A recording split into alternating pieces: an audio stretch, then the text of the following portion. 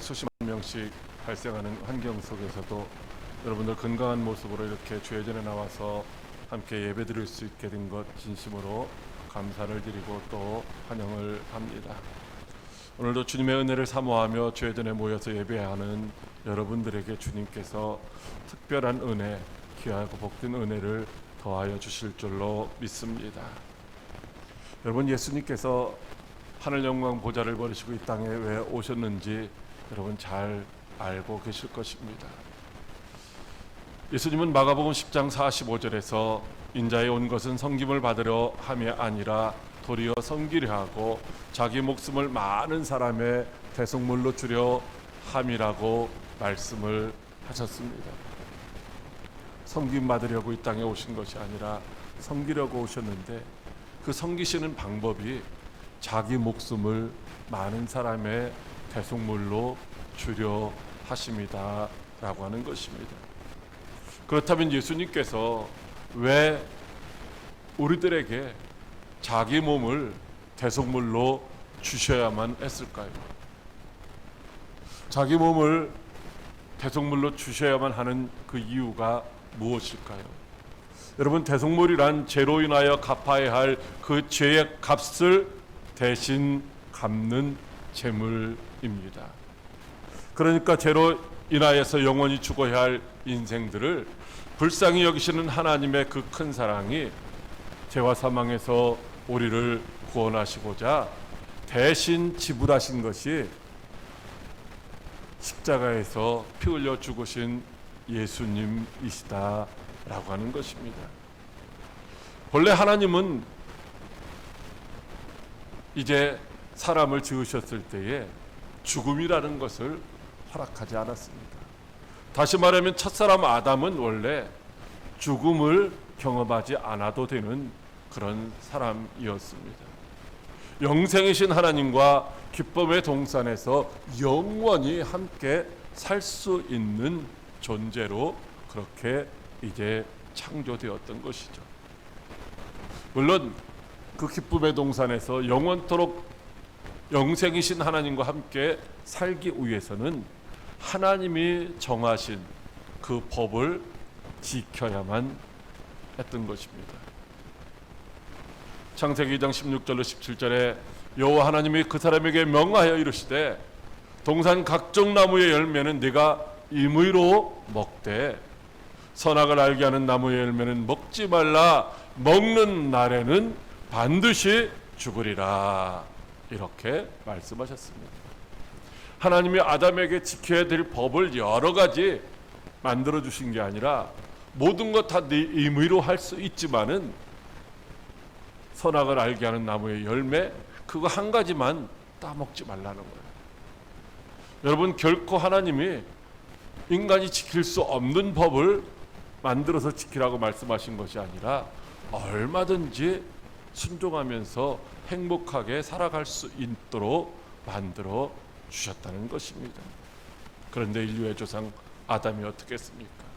하나님의 말씀을 어기고 그 선악과를 따먹음으로 말미암아 죄를 지었다는 것입니다. 하나님은 로마서 6장 23절에서 죄의 싹은 사망이라고 분명하게 다시 한번 말씀해 주시고 있습니다. 그래서 아담 이후의 모든 사람들은 이제 죄인이 되어서 그 죄값으로 죽음에 이르게 된 것입니다. 이렇게 죄의 싹으로 우리에게 임한 사망은 3단계의 사망이 있습니다. 첫째의 사망은 영생이신 하나님의 나라에서 쫓겨나서 영생을 누리지 못하는 사망입니다. 아담이 죄를 짓고 영생이신 하나님의 나라에서 쫓겨나서 수고하며 땀을 흘리며 살다가 결국은 어떻게 됩니까? 죽게 되는 것이죠. 하나님이 그 사람을 쫓아내시고 하나님의 나라인 에덴 동산의 동쪽에 그룹들과 이제 두루두른 불칼을 두어서 지키게 하심으로 말미암아 아담이 하와가 영생을 얻기 위해서 에덴 동산으로 돌아가고 싶었지만 결코 돌아갈 수가 없었다라고 하는 것입니다. 죄는 결코 그 죄의 값을 지불하기 전에는 그 죄의 문제를 해결하기 전에는 하나님의 나라로 다시 돌아갈 수가 없다는 것입니다. 이같이 죄의 값으로 인하여 하나님께로부터 쫓겨난 상태, 이 상태가 바로 첫 번째 죽음인 것입니다. 하나님과의 관계가 단절돼서 살아가는 상태죠. 그래서 아담 이후에 모든 사람이 겪게 되는 죽음, 바로 이것이 첫 번째 죽음입니다. 두 번째 사망은 하나님의 나라에서 쫓겨난 상태로 사탄이 다스리는, 사탄이 지배하는 이 세상에서 육신을 의지하며 살다가 육신과 영혼이 분리되어서 육신은 흙으로 돌아가지만 그 영혼이 저와 여러분이 살고 있는 이 세상이 아닌 다른 세상으로 이제 떠나가는 것, 이것을 바로 우리가 두 번째 죽음이라고 합니다. 이것도 근본적으로는 죄로 인한 것이지만 죄와 상관없이 모든 사람들이 겪어야 하는 죽음인 것입니다. 왜냐하면 하나님이 모든 사람에게 한 번 죽는 것을 이제 법으로 정하셨기 때문입니다. 히브리서 9장 27절에 한 번 죽는 것은 사람에게 정하신 것이요 그 후에는 심판이 있으리니라고 말씀하시고 있습니다. 그러므로 예수 믿고 의인이라고 칭함을 받는 성도들도 예외 없이 영혼과 육신이 분리되는 이 죽음을 다 경험하게 되는 것입니다. 물론 죽음을 맛보지 아니하고 데려감을 당했던 에녹과 엘리야도 있지만은 보편적으로 모든 사람들이 다 이렇게 죽는 것, 그것이 바로 하나님이 정하신 법이라는 것입니다. 그러므로 이 사망도 모든 사람이 예외 없이 겪어야 하는 죽음인 것입니다. 세 번째 사망은 두 번째 사망인 육신과 영혼이 분리된 이후에 뭐가 있다고 했어요? 심판이 있다고 말씀하셨어요. 그래서 그 심판 때에 심판의 결과에 따라서 어떤 사람은 이제 죽음이 아닌 영생에 들어가기도 하지만은 이제 영원한 불모신 지옥에 던져져서 영원히 고통당하는 그런 죽음이 바로 세 번째 죽음이라고 할 수가 있습니다. 그런데 이 죽음은 어떻다고요? 모든 사람들이 다 겪어야 되는 죽음이 아니라는 거예요. 어떤 사람은 그 죽음에 이르기도 하고 어떤 사람은 그 죽음을 맛보지 않기도 한다는 것입니다. 마태복음 25장 46절에 그들은 영벌에 의인들은 영생에 들어가리라 이렇게 말씀하시고 있습니다. 여러분, 그러므로 저와 여러분들이 첫 번째 죽음, 두 번째 죽음은 피할 수가 없지만 이 세 번째 죽음은 피하고 어디에요? 영원한 생명을 누리기를 힘써야 할 줄로 믿으시기 바랍니다. 두 번째 죽음 이후의 심판, 그 심판, 그것은 바로 사탄이 다스리는 이 세상에서도 오직 믿음으로 영생이신 예수 그리스도 안에서 천국의 삶을 맛보며 살던 사람들이 바로 영원한 죽음이 아닌 영생의 나라에 들어가게 되는 줄 믿으시기 바랍니다. 그러나 사탄이 다스리는 이 세상에서 죄와 사망의 종노릇하며 영생의 나라인 천국에 이제 맛을 보지 못하고 살아가던 사람들은 결국은 영원한 지옥 형벌에 들어가게 된다는 것입니다. 요한복음 11장 25절로 26절에 예수께서 이르시되 나는 부활이요 생명이니 나를 믿는 자는 죽어도 살겠고, 할렐루야.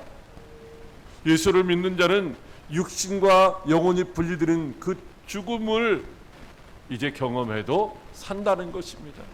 그리고 무릇 살아서 나를 믿는 자는 영원히 죽지 아니하리니 네가 이것을 믿느냐라고 물으시고 있습니다. 부활이요 생명이신 예수님을 믿는 자 결코 죽지 않는 줄로 믿으시기 바랍니다. 죄의 삭은 사망인 것이 분명합니다. 그러므로 누구든지 사망에서 자유로울 사람은 아무도 없습니다. 그렇다면 어떻게 해야 죄의 문제를 해결하고 이 사망에서 벗어날 수가 있을까요? 어떻게 해야만 영버린 사망에 이르지 않고 하나님의 나라에서 영생을 누릴 수가 있을까요? 첫째로 회개하지 않으면 다 망한다고 하십니다. 누가복음 13장 3절 말씀 같이 압독합니다. 너희에게 이르노니 아니라 너희도 만일 회개하지 아니하면 다 이와 같이 망하리라. 아멘. 예수님은 오늘 이 말씀 이전에 12장에서 제자들에게 항상 깨어서 다시 오시는 예수님을 맞이할 준비를 하라고 그렇게 말씀하셨습니다. 예수님이 언제 오실지는 모르지만은 오시면 그날 반드시 결산, 이 세상에서 어떻게 살았는지를 계산을 하신다는 것입니다. 그러므로 예수님이 다시 오실 그날을 분별하고 준비하는 그런 지혜로운 성도의 삶을 살라고 말씀하셨습니다. 그리고 그때가 이르기 전에 주님 맞을 준비하는 것에 가장 중요한 것이 무엇이냐면 반드시 회개하기를 힘써야 된다라고 말씀하십니다. 그때까지 회개하지 않는 자 옥에 갇힌다라고 이제 12장 58절과 59절에서 말씀해 주시고 있습니다. 그때 두어 사람이 예수님께 와서 빌라도에 의해서 어떤 갈릴리 사람들이 하나님의 성전에서 피 흘려 죽임을 당했다라고 말을 했습니다. 그들은 갈릴리 사람들이 성전에서 빌라도에 의해서 피 흘려 죽임당한 것, 그것은 그들이 틀림없이 다른 사람들보다 죄가 더 많기 때문이라고 생각하며 그 말을 예수님에게 했던 것이죠. 당시에 실로암이라고 하는 그 연못에 이제 망대가 있었는데 어느 날 그 망대가 무너지면서 그 망대 안에 있는 18명이 다 죽임을 당했습니다. 사람들은 아니 그 망대가 왜 무너져? 왜 하필이면 그 망대에 무너질 때 거기 있어서 죽임을 당했지? 이 사람들은 예루살렘에 있는 다른 모든 사람들보다 죄가 더 있기 때문일 거야, 이렇게 생각을 했다는 것입니다. 우리들도 가끔 보면은 어떤 사람이 이제 어떤 특별한 죽음을 맞이하게 되면은 그 사람 하나님 앞에 죄를 많이 졌나 봐, 이렇게 쑥은내는 경우도 있죠. 뭐 코로나19에 걸려서 세상을 떠난 분들이 많이 있지만은 그래도 떠나지 않은 사람들이 많이 있잖아요. 그러니까 죽은 사람들을 향해서 그 사람들은 무슨 죄를 많이 졌길래 그렇게 코로나19에 걸려서 죽었대, 여러분 이렇게 말해서는 안 된다는 것입니다. 많은 사람들이 죽는 그런 모습들을 보면서 저 사람은 죄가 많아서 그렇게 죽었는가 보다 라고 생각하는데 그렇지 않다는 것입니다. 물론 이 죽음이라고 하는 것, 이가 죽음은 직접적인 원인은 죄에 있는 것입니다. 그러나 이거 죄 때문에 다 그렇게 죽는 것이 아니라는 것이죠. 만약에 죄가 없다면 죄의 싹인 사망에 이르지 않게 되는 것입니다. 그러나 예수님은 그들의 죽음이 결코 다른 사람들보다 죄가 더 많기 때문에 그렇게 죽임을 당했다라고 말씀하시지 않는 것이죠. 우리들이 살아가다가 죽임을 당할 수도 있고 때로는 병에 걸릴 수도 있고 때로는 어떤 시련이나 고난을 겪을 수도 있는데 그 사람 예수 잘못 믿었나 봐, 그 사람 신앙생활 잘못했나 봐, 여러분 이렇게 판단해서는 안 된다는 것입니다. 절대로 다른 사람들보다 죄가 더 많아서 그렇게 된 것은 아니라고 말씀하시고 있습니다. 그렇다면 예수님이 오늘 본문에서 말씀하시는 죄가 도대체 무엇일까요? 오늘 본문 2절에서 말씀하시는 죄는 본래 관역에서 벗어났다라고 하는 그런 의미의 단어입니다.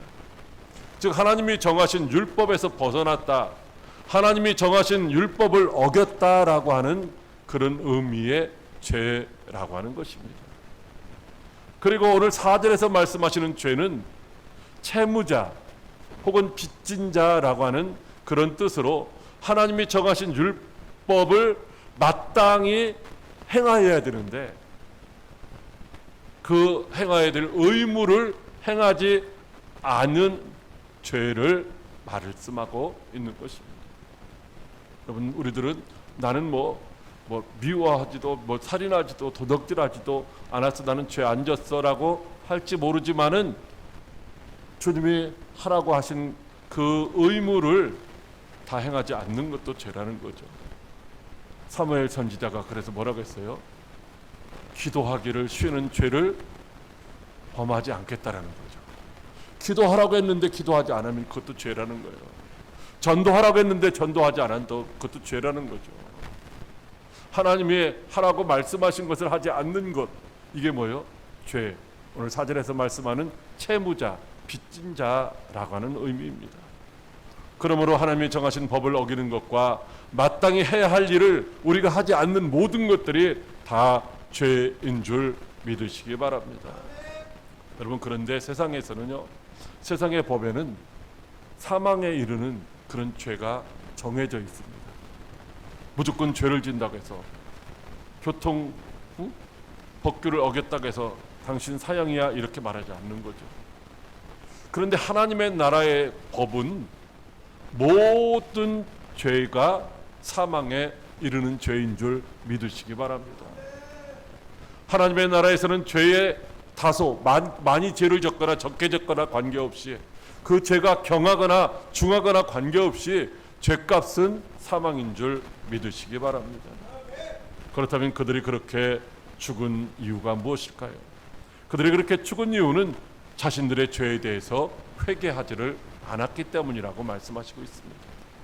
그래서 너희도 만일 회개하지 아니하면 다 이와 같이 망하리라고 말씀하시고 있습니다. 그들이 하나님의 정하신 법을 어기거나 하나님의 명하신 말씀에 순종하지 않았기 때문에 죽는 것이 아니라 그들이 자기의 죄를 회개하지 않았기 때문에 그렇게 죽은 것이다 라고 말씀하시고 있습니다. 여러분, 그렇다면 사망에 이르지 않는 회개는 도대체 무엇일까요? 죽음에 이르지 않는, 즉 죽음에 이르는 죄의 문제도 해결할 수 있는 회개, 어떻게 하는 것일까요? 회개는 본래 깨닫는다, 고친다, 돌이킨다라고 하는 그런 의미가 있는 말입니다. 깨닫고 고치고 돌이키는 것이죠. 그러니까 자신의 생각이나 행동이 하나님의 법에 어긋났다는 것을 깨닫고 하나님의 법에 맞도록 고치기 위해서 하나님의 법대로 자신의 생각이나 행동을 돌이키는 것, 이것이 바로 회개라고 하는 것입니다. 생각이나 말로만 돌이키는 것이 아닙니다. 자신의 삶의 전 영역에서 생각과 말과 행동으로 계속해서 하나님의 뜻대로 순종하는 상태를 유지하는 것이 바로 하나님이 원하시는 회개인 줄 믿으시기 바랍니다. 그러므로 그들이 죽은 이유, 회개하지 않았다는 거예요. 회개했을 수도 있지만 지금은 회개한 상태가 아니라는 거죠. 계속해서 하나님이 원하시는 삶을 살아가야만 그게 진정한 회개지, 잘못했어요 하고 돌이켜서 또다시 같은 일을 반복하는 것은 회개가 아니라고 말씀하시고 있는 것이죠. 그러므로 너희도 만일 회개하지 아니하면 다 이와 같이 망하리라고 말씀하시고 있는 것입니다. 그러므로 우리 모두는 세상을 향하던 생각과 말과 행동에서 하나님의 뜻에 절대 순응하는 삶으로의 회개를 즉각적이고도 그리고 지속적으로 실천해야 할 줄 믿으시기 바랍니다. 사랑하는 광역교회 성도 여러분, 우리 모두는 하나님이 정하신 한 번 죽는 법에 따라 둘째 사망을 피할 수는 없습니다. 그러나 회개한 자들은 우리가 지은 죄와 관계없이 예수 그리스도의 십자가 대속의 은혜로 마지막 심판날에 있는 영원한 지옥 형벌에 가는 그런 죽음, 그런 사망에는 이르지 않게 될 줄 믿으시기 바랍니다.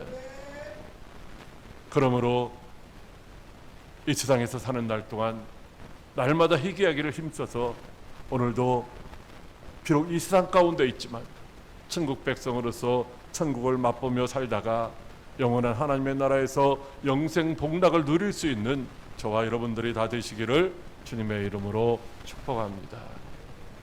둘째로, 회개할 기회를 놓치지 말라고 하십니다. 누가복음 13장 9절 말씀 같이 압독합니다. 이후에 만일 열매가 열면 좋거니와 그렇지 않으면 찍어버리소서 하였다 하시니라. 아멘. 모든 사람이 다 회개하고 구원받다 천국 백성이 되기를 원하시는 것이 바로 하나님 아버지의 마음입니다.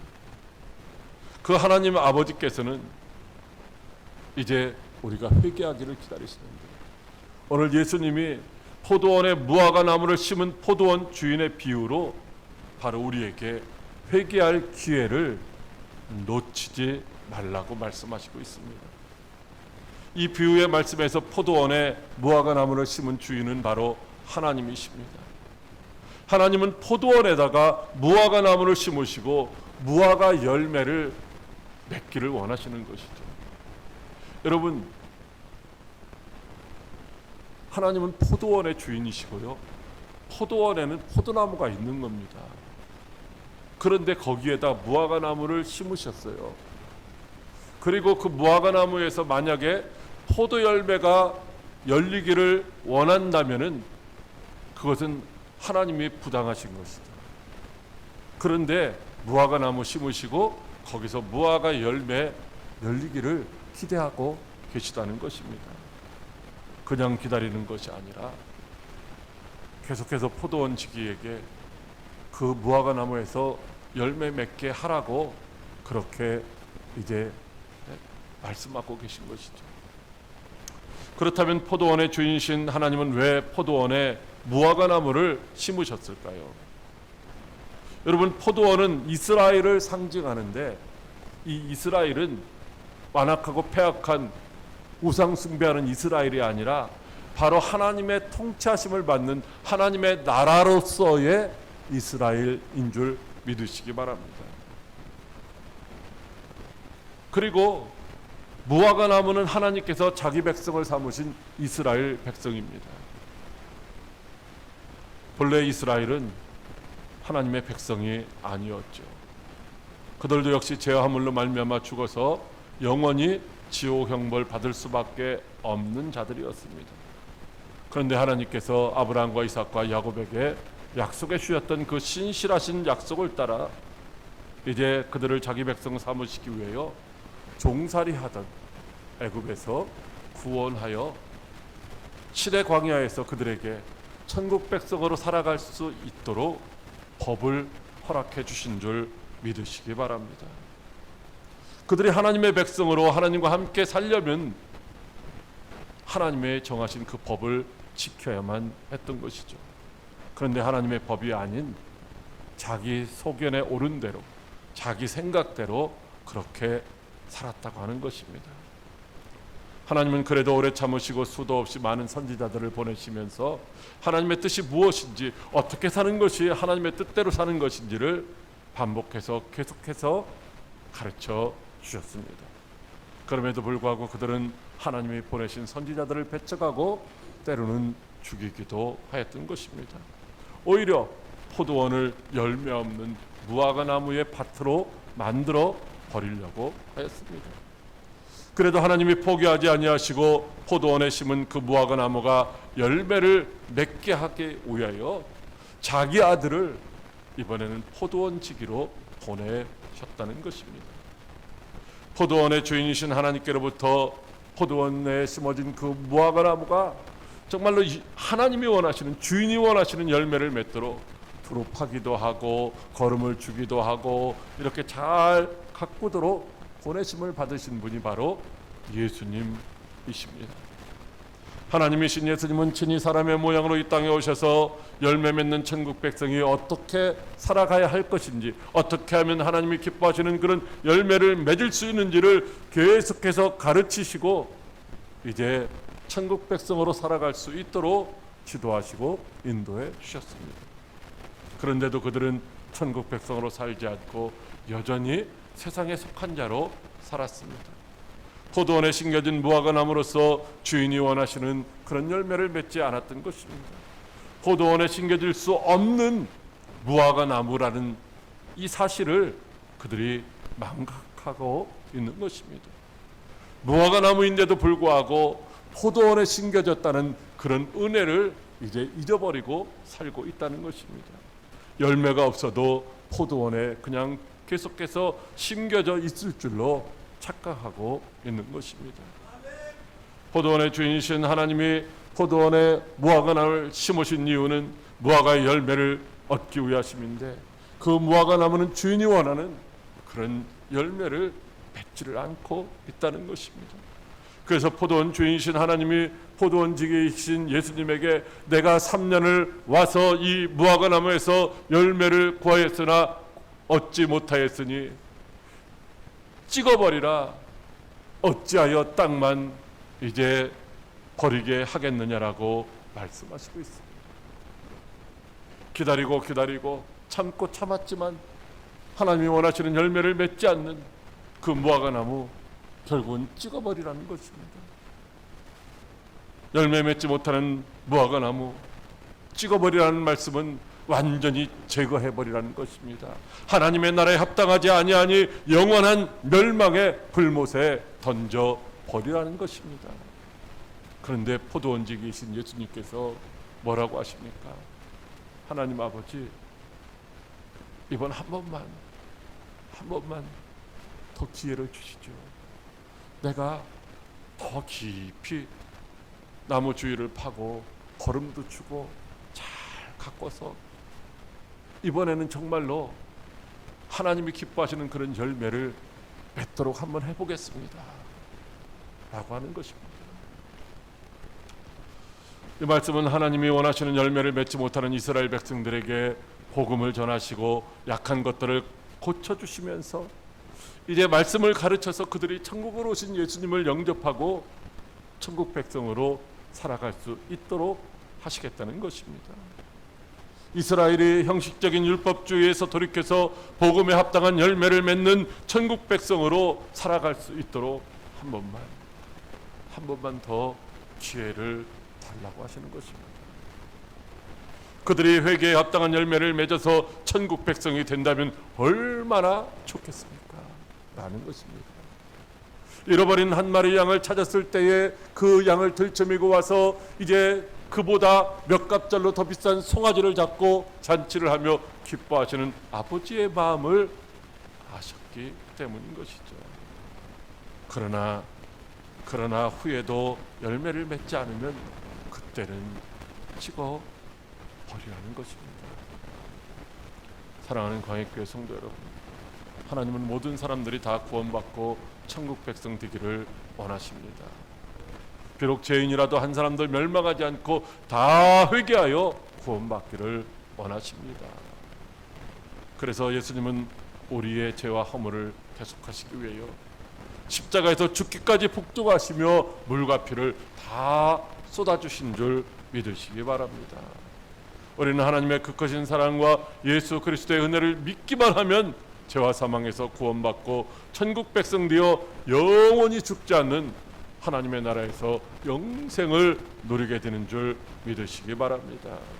그러나 그 믿음은 행함이 따르는 살아있는 믿음이어야 하는 것입니다. 그 믿음은 회개가 전제된 새 사람으로 변화된 삶을 수반해야 한다는 것입니다.